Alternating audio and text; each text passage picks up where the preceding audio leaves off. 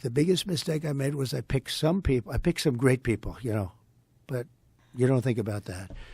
I picked some people that I shouldn't have picked. I picked a few people that I shouldn't have picked. And neocons? Yeah, neocons, or bad people, or disloyal people, or people that were just people bad, that were into the people got bad advice. Yeah, look, you're reading about them a little bit today. A guy like Kelly, who was a bully, but a weak person. You know more about bullies than anybody probably around because you deal in a certain sport where the bullies are exposed very quickly. Yeah. But he's bad.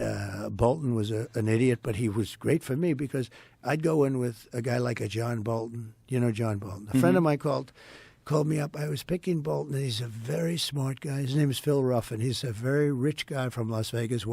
He's a great card player. He doesn't play cards, but he's a great player. He's just a natural. Got poker sense, right? The good old poker sense. And Phil Ruffin is a very, very wise kind of a guy, and one of the richest people around, and has had great success and understands people. So it was in that I was picking Bolton, or I picked Bolton. He called up. He said, "Don't pick him. Why? He's a bad guy." Now, he wasn't in politics at all. He's in various businesses. He said, "He's a bad guy. It always works out bad with that guy." I said, "Oh, man, I wish you told me this 2 weeks ago. I already hired him. He's here." And he was right. But he was good in a certain way. He's a nut job. And every time I had to deal with a country, when they saw this whack job standing behind me, they said, "Oh, man, Trump's going to go to war with us." He was with Bush when they went stupidly into the Middle East. They should have never done it. I used to say it as a civilian. So I always got more publicity than other people. And it wasn't like I was trying. In fact, I don't know exactly why. Maybe you can tell me why. Oh, I could definitely tell you. You said a lot of wild shit. Maybe. Maybe he said a lot of wild shit, and then CNN, in all their brilliance, by highlighting your wild shit, made you much more popular. Yeah.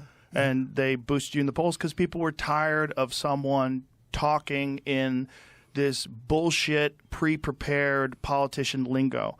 And even if they didn't agree with you, they at least knew whoever that guy is, that's him. That's really him. Yeah. When you see certain people talk, certain people in the public eye, you don't know who they are. You have no idea who they are. It's very difficult to know. You see them in conversations. They have these pre-planned answers. They say everything. It's very rehearsed. You never get to the meat of it. One of the beautiful things about you is that you freeball. Like, you get out and you do these huge events, and you're just talking, and you're making. We've highlighted you on the show many times when you did this Biden impression where he's walking around, he doesn't know what he's doing. It's funny. It's stand up. It's funny stuff, but it's like. You were making fun of Elon one time. You were doing an Elon impression. It's great. You have like comedic instincts. Like when you said to Hillary, "You'd be in jail." Like it's great timing. Yeah. But it's like that kind of stuff was unheard of as a politician. Like no one had done that.